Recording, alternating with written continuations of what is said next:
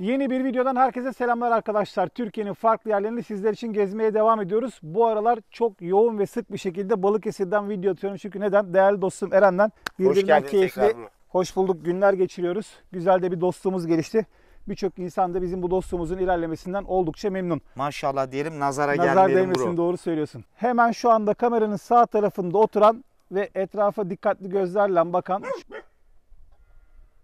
İzliyor etrafı bak. Nerede gece? Nerede oğlum? Birolcum, havayı koklama özelliği var ama köpeğin. Ben Evet, ona dikkat ben ettim. de zaten bu videoda özellikle Haymana karasından ilgili aklımıza gelen her şeyi konuşalım istedim. Evet. Değerli dostlar, Eren'e dişi bir Haymana karası hediye etmiştim. Kendi kanalında onun videosunu çekip yayınladı. Aynı zamanda bir önceki videomuzda bölgede görülen bozkurtlar. Bu arada gri dediğimiz için kızmış birçok kişi, demişler ki Türk kelimelerini neden kullanmıyorsunuz? Bozkurt olarak onu düzeltelim. Görüntüye giren 5 tane bozkurt vardı. Biz de bölgenin farklı iki noktasına Eren'le birlikte gidip foto kapan kurduk. O foto kapanların kontrol için buraya gelmiştik. Gelmişken de Haymana karası geceyle ilgili bir video yapalım istedik. Birazdan foto kapanların kontrolüne gideceğiz. Bu arada Eren, ben bu videoda senden bir tık daha fazla konuşacağım ama senin de bu anlamda görüşlerini alacağım. Çünkü Haymana bölgesine, Haymana karalarının nereden geldiğinden ilgili birçok farklı yorum var. Evet. Bu siyah köpekler ülkemizde neden sadece de bu bölgede görülüyor? Ya da hangi noktalarda görülüyor? Niye en yoğun burada var diye. Değerli dostlarımızın da yorumlarını alırsak ben mutlu olacağım. Şöyle bir şey var. İran'da bulunan bir köpek ırkı var. Evet. Gederjani diye ismi. Evet. Bu Gederjaniler çok saldırgan ve sert olmalarından meşhur olmuş olan köpekler. Gederjanileri hem sürü koruma köpeği olarak hem de alan koruma köpeği olarak İran'da kullanıyorlar. Evet. Zamanında buralardan Türkiye'ye göçmüş olan Şıhbızınlar denilen bir aşiret var. Bunlar ilk önce Urfa'ya geliyorlar. Urfa'dan Yenice Sındıran Haymana kanatına doğru geliyorlar. Aynı zamanda da Afşinler var. Bu siyah köpeklerden bu bölgelerde görmek mümkün. Evet. Şimdi Eren, geceyle aşağı yukarı 2 haftadan beri falan, değil mi? 3 hafta oldu mu? 3. haftaya girdik. 3 haftadan beri vakit geçiriyorsun. Şimdi Evet. izleyenlere bir geceyi öncelikle bir gösterelim. Gece gel. Gel. Kemik mi yiyorsun sen? Gel. Tabii Gel. benden tedirgin. Gel, Beni gel tanımıyor ama Eren'le arası iyi. İnsanlardan biraz çekiniyor ama insanlara karşı aşırı tepki veriyor yani.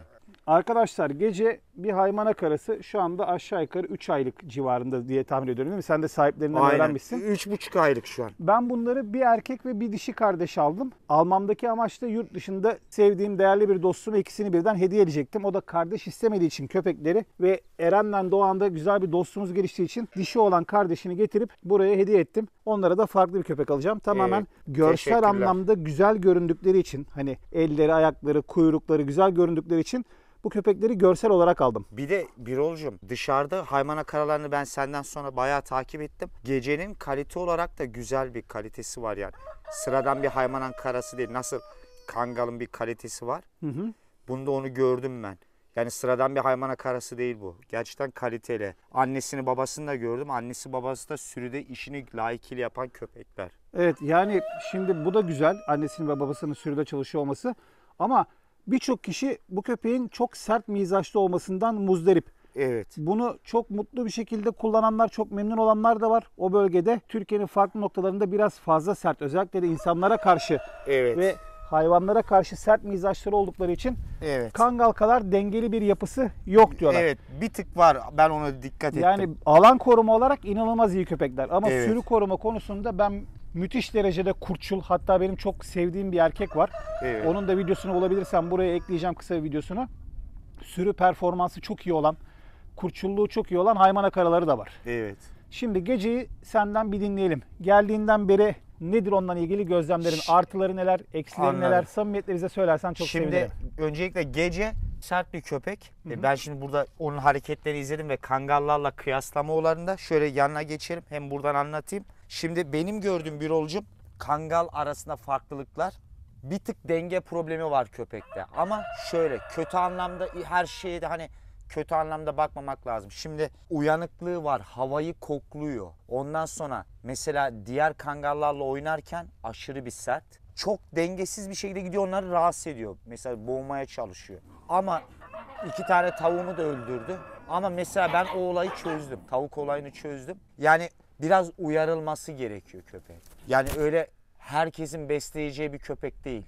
Tecrübeli insanlar hani beslemeli diye tavsiye yani ediyorum. Tecrübesi en azından çoban köpeğiyle tecrübesi olan insanlar için. Bir de küçük olduğu için bu dengesizlikler uyarılmazsa büyüyünce problem olur. O yüzden küçüklükte uyarılması lazım. Mesela tavuğuma saldırıyordu. Gece geldiğinden beri bana 2 tane tavuğumu yedi. Biraz avcıl özelliği çok. Hemen avcı moduna girebiliyor. Eren istersen gel şöyle rahat bir yere oturalım. Oradan Aha. biraz sohbete devam edelim. Tamam. Ondan sonra da bizzat uygulamalı olarak geceyle Aynen. ilgili deneyimlerimizi gösterelim. Çünkü yorulacaksın. Şimdi tavukta izlediğim uyarılmasını hani o konuyu bir tık açacağım. Şimdi köpekte inanılmaz bir avcı özelliği var ve çok sert. Gerçekten yani dengesizlik dediğim oradan geliyor. Ama gözü kara bir köpek. Daha Kuzularla küçük arası bir- nasıl, test ettin mi? Kuzularla daha test etmedim, bir gün edeceğim. Yani şu anda çiftlik hayvanlarına saldırıyor diyebilir miyiz? Evet, saldırıyor ama tabii ki şimdi dışarıdaki bilmeyen insana göre karakteri bozuk diyebilir. Çünkü benim bu zamana kadar tecrübe ettiğim kangallar da yapabiliyor aynı şeyleri. Uyarılmaları gerekiyor. Bunlar daha bebek. Bu daha bilmez, ayırt edemez neyin ne olduğunu. Artı bu köpeklerde avcılık içgüdüsü var. Bunlar normal dışarıda sokakta gezen köpekler gibi değil. Bunlar yani sert hayvanlar. Bunlar görev hayvanları. Bunların atası nasılsa, annesi babası nasılsa bunlar da o şekil. Bazen ayırt edemiyorlar. Şimdi şöyle bir gerçek var ülkemizde.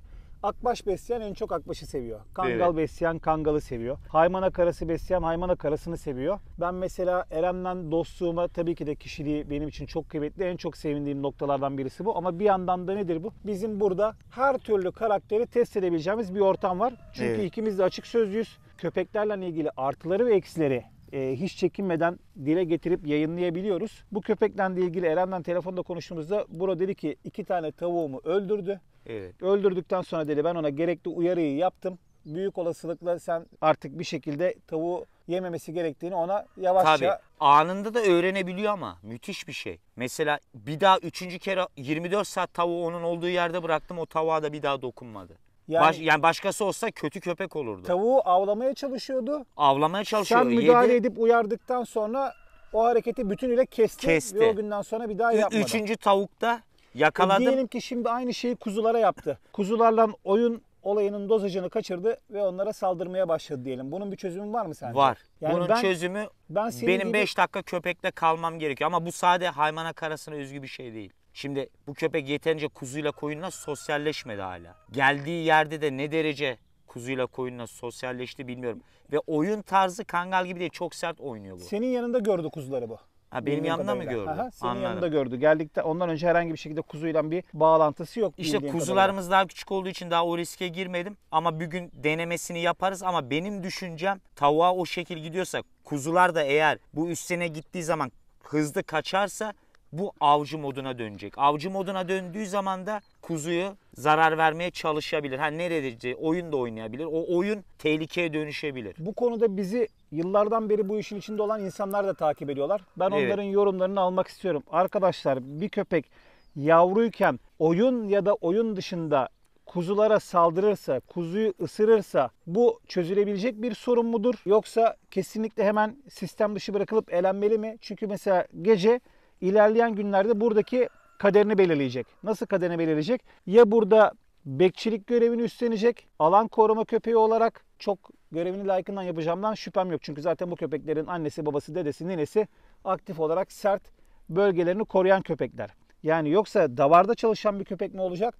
Ben bunu merak ediyorum Eren. Evet, o Yani senin ama şu bizim an de bir öngörün elimizde. var mı? Benim öngörüm şu. Davarda çalışacak mı sence bu Davarda köpek? çalışır. Çünkü uyanık bir köpek. Havayı kokluyor. Kangalın Peki bazı bugün özellikleri kuzuyu var. av olarak gören Hı hı. ya da işte avcı dedik ya işte o kaçıncı içgüdüleri tetikleniyor. Evet. Onu gidip yakalamak istiyor. Avını koruyan bir köpek haline dönüşecek mi? Aslında Dönüşür. kangal için de aynı hikaye geçer değil mi? Mesela Aynen. kangal kurt genetiğinden bir gelen köpek kurt soyu kurt avcısına dönüşüyor. Aynen. Baktığın zaman. Aynen. Yani koyunu saldırarak ısırmaya çalışan bir köpek canı pahasına koyunu koruyan bir köpeğe nasıl dönüşüyor abi? Mesela şöyle örnek vereyim. Bizim hırçın gençti, 10 aylıktı. Keçiye çöktü. Ama şimdi sal, keçileri kulübesinde uyutuyor, onları güdüyor. Yani ben şuna kesinlikle katılmıyorum. Diyorlar ki kangal köpeğe koyuna kuzuya çökerse o köpek kangal değildir, kırmadır, huyu kötüdür. Şimdi kangal Yine köpeği kaosun var. ortasına atladık Eren. Hadi Vallahi bakalım. ben abi tecrübe ettim, yaşayarak konuşuyorum. Ve tecrübeli. Bunu da kim bilir benim dediğimi. Kurtçul köpek besleyen. Bakın kangal demiyorum. Bir kangal var, bir kurtçul kangal var. Her kangal kurtçul olmadığı için kurtçul anlamına gelen kelime bu. Kurtçul demek avcı hayvan demek. Av köpeği gibi düşünün aynı. Bunu yapabilir. Gençken ayırt edemez.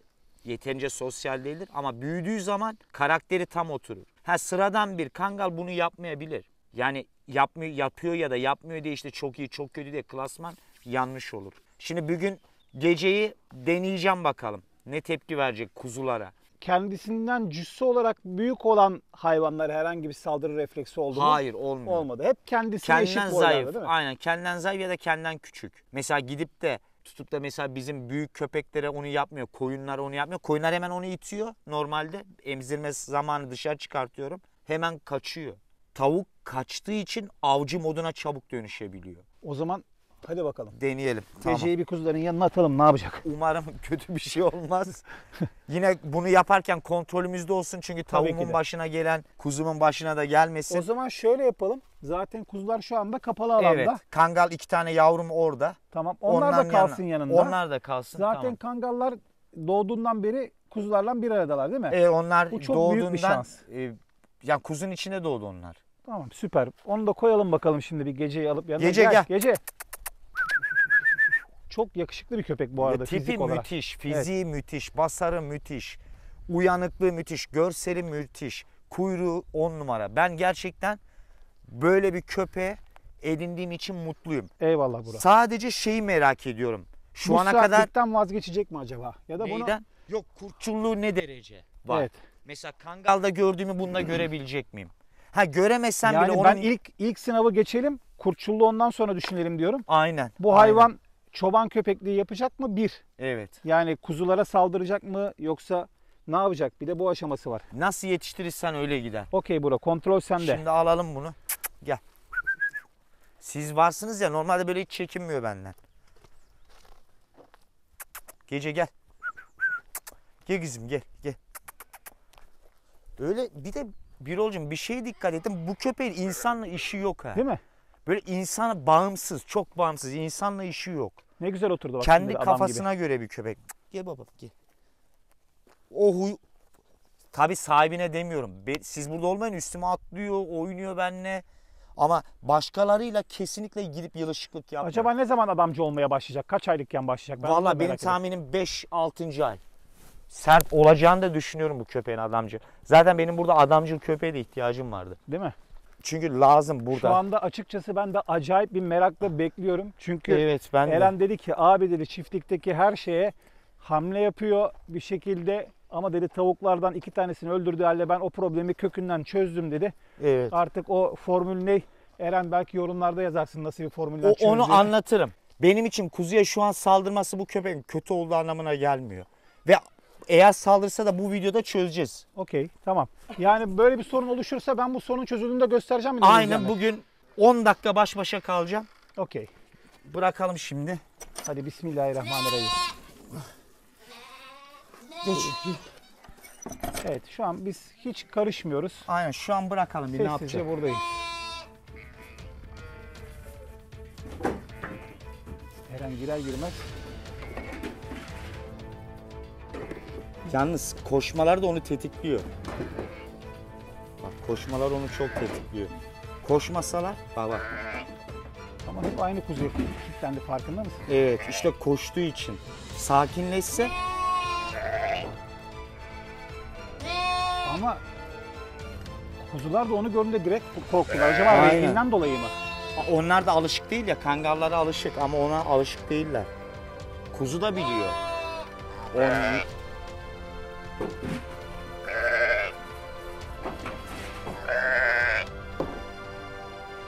Bak mesela şu an yapıyor değil mi bunu? Bu birazdan ileri seviyeye geçecek. Aa bak, kangala bak, yapma diyor. Aynen. Tarihi bir ana şahitlik ediyoruz Eren. Evet. Bak, Nasıl yavru şey yapıyor? kendini kurt zanneden hayvanat arasına kangal dur dedi. Video başlığını da buldun. Eren bu pek oyun gibi görünmüyor. Aynen. İleriye gitmeye başladı. Sen ne zaman istersen müdahale edebilirsin.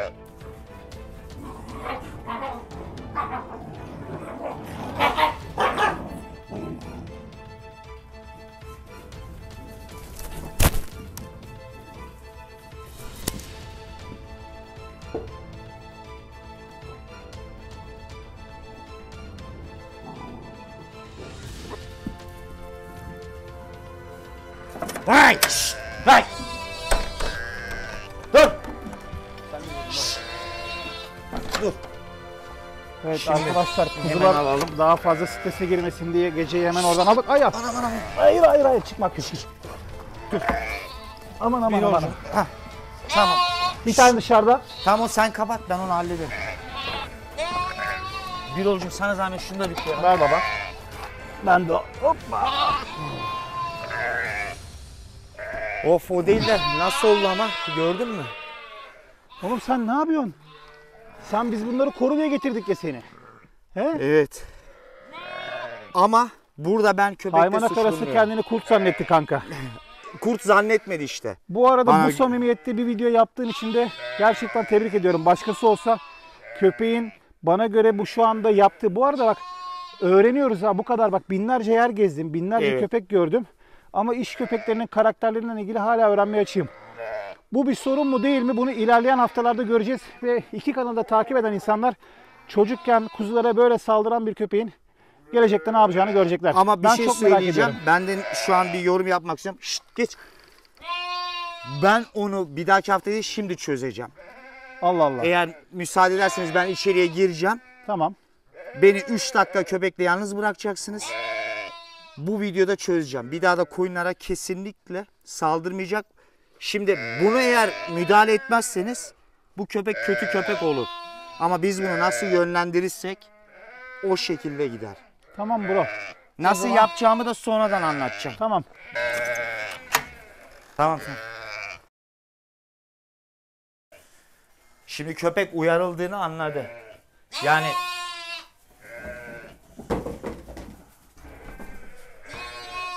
yapmasının yanlış olduğunu yani yaptığı hareketin yanlış olduğunu anladı.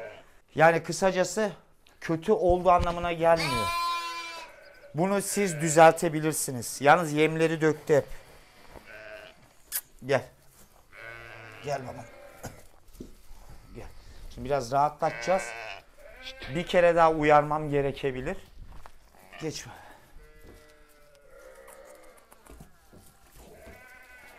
Ya şu an gözü benim üstümde.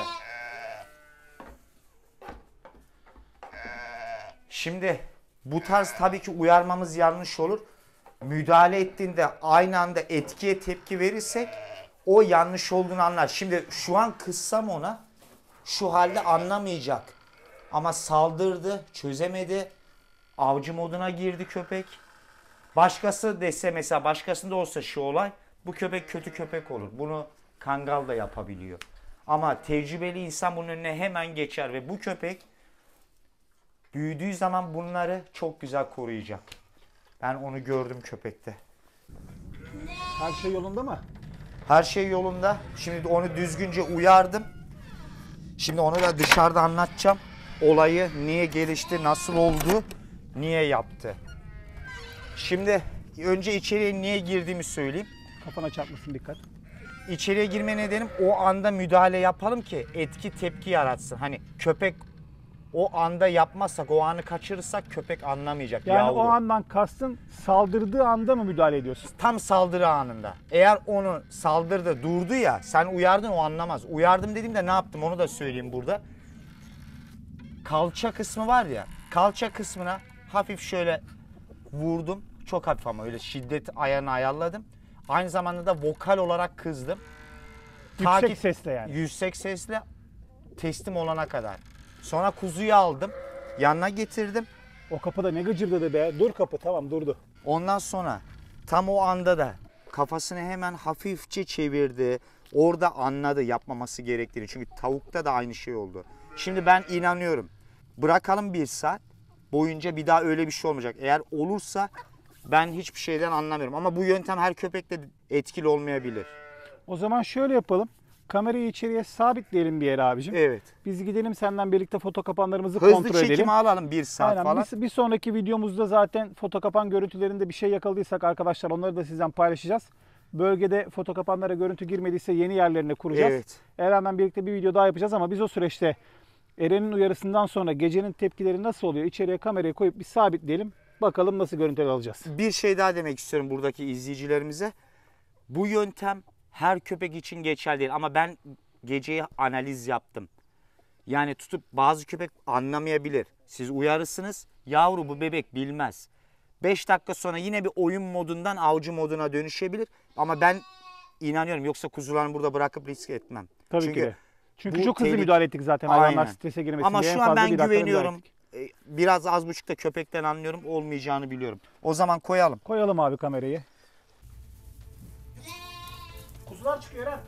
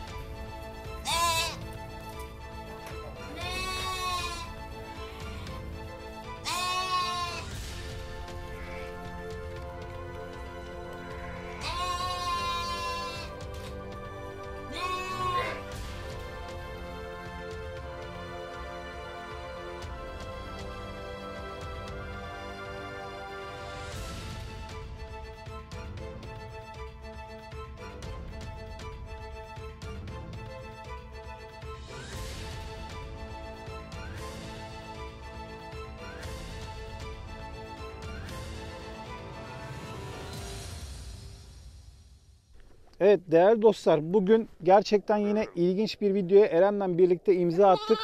Haymana Karası gece. Ah bu bunun annesi mi? Annesi. Yok Tam da değil annesi değil mi? annesi değil. Değil pardon. Gel. Yalnız bak Birol'cum bir şimdi bak yalayacak onu. Bak. Gel babam bu? gel. Ben yalıyorum. Ne bu? Bak bak bak. Bak yalıyor görüyor musun? Yalıyor mu, ısırıyor mu? Yok o şimdi ufaktan şey yapıyor ama gördüm baş başa bıraktık. Sonuç ben yani dediğimi tuttum. O şu an oyun modunda. Ama tabii ki durdurulmasaydı kuzuyu öldürür. Değerli dostlar, Eren'le birlikte yine ilginç bir videoya imza attık. Haymana Karası gece kuzulara karşı sert bir tavır içerisindeydi. Oyunla karışık onları kovalayıp böyle avlamaya çalışır gibi hareketler yaptı. Ama işin ilginç yanı, senin kangal yavruların o kuzulara saldırırken onlar da geceye kızdılar. Koruma moduna Evet. geçtiler. Farkında mısın? Çünkü yavrular onlarla büyüdü. Doğduğundan beri onların içindeler. Ama aynı zamanda burada da kangalın nasıl, her kangal için demiyorum ama iyi kangal dengeli olur. Kuzucu Mesela yok, dur. gece bir tık sertti. Mesela ben daha önce kangallarda görmediğim yavru olarak söylüyorum. Görmediğim tepkiyi gecede gördüm o koyunda, tavukta. Ben izleyenlerin de yorumunu merak ediyorum. Zaten Eren'in kanalında da takip etmeye devam edeceğiz geceyi.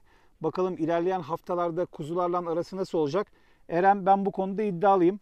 Gerekli uyarıyı yaptıktan sonra gecenin düzeleceğini düşünüyorum diyor. Çünkü tavukla daha önce yaşadığı kötü deneyimden sonra Eren onu artık bir şekilde tatlı sert yaparak, şimdi şunun altını çizmemiz lazım abi. Bazen dozunda dayak diyeyim, doğru kelime olacak mı? Aynen. Dozunda uyarılı bir dayak köpekler için geçerli. Hani yapma yavrum, etme yavrum. Bu bizim çocuklarımızda da aynı şey. Mesela kızıma da oğluma çok nazik bir şekilde yapma etme diyorum. Bazen ses tonumu uyardığımda tabii ki de şiddete karşıyız ama dozunda bir uyarı, akılda kalıcı bir uyarı kesinlikle şart. İnşallah gece bu konudaki uyarıları dikkate alır ve kuzuları av olmaktan çıkartıp Bugün koruması aldı gerektiğini bile algılar. zaten videoda. Bu arada bir şey daha belirteyim. Şimdi küçük bir çocuğu düşün. Gider sobaya dokunma dersin, gider dokunmaya çalışır. Ama ne zaman o sobaya eli yandı, bir daha kesinlikle o çocuk o sobaya dokunmaz. Aynen. Burada- Bundan sonra burada sobaya başardık. dokunmak yok gece. Hadi öpüşün barışın. Hadi. Hadi böyle olmaz bak. Böyle husumet olmaz. Öp bakalım. Aferin. Aferin. yalıyor şu an. Aferin. Aferin sana. Aferin sana. Değerli dostlar, bir videonun daha sonuna geldik. Şunun altını çizmek istiyorum videoda özellikle. Amacımız burada Haymana Karası'nı kötülemek, kangalı yüceltmek değil. Bizzat yaşanılan süreçleri açık bir şekilde sizlerin karşısına getirmek, sizlerle paylaşmak. Çünkü bu köpeklerin karakterlerini burada kuzu da var, koyun da var, arazide var, tavuk da var. Hepsinden test etme şansımız, test etme imkanımız Aynen. var. Eren de sağ olsun bize bu imkanları sonuna kadar verdi, kapılarını sonuna kadar açtı. İlerleyen günlerde gece bir koyun avcısı mı olacak yoksa koyunları koruyan gerçek bir çoban köpeği mi olacak? Hep birlikte göreceğiz. Yok ama bir Nereden şey göreceğiz? söyleyeyim, Eren'in koruyacak. kanalından. Koruyacak. %100 biliyorum. Düzgün insan elinde olduğu sürece nasıl yönlendirirsen öyle gider. Nasıl eğitersen, bunu sade şiddet değil sevgi de vermek lazım. Müthiş bir köpek Gece. Benim gözümde onu yaptı diye kötü bir köpek değil. Bebek daha bilmiyor. Yeterince sosyal değil. Hatta ben şuna inanıyorum. Çok gözü kara olacak. Evet, ben mesela kesinlikle Korkusuz ve gözü kara. korkusuz bir köpek olacağına eminim. Değerli dostlar, geceyle ilgili videoları da takip etmek istiyorsanız Eren'in bir YouTube kanalı var. Zaten büyük bir çoğunluğunuz abonesizdir. Abone olmayanlar için de söylüyorum. Eren Acıl kanalının ismi, oradan gelerek videoların devamını oradan takip edebilirsiniz. Şimdi sıra bölgedeki kurtların takibini yapmaya geldi. Biz de Eren'den gidip foto kapanları kontrol edeceğiz. Görüntü aldıysak sizlerle paylaşacağız. Beğenmeyi, paylaşmayı ve kanalımıza abone olmayı unutmayın. İzlediğiniz için teşekkürler. Allah'a emanet.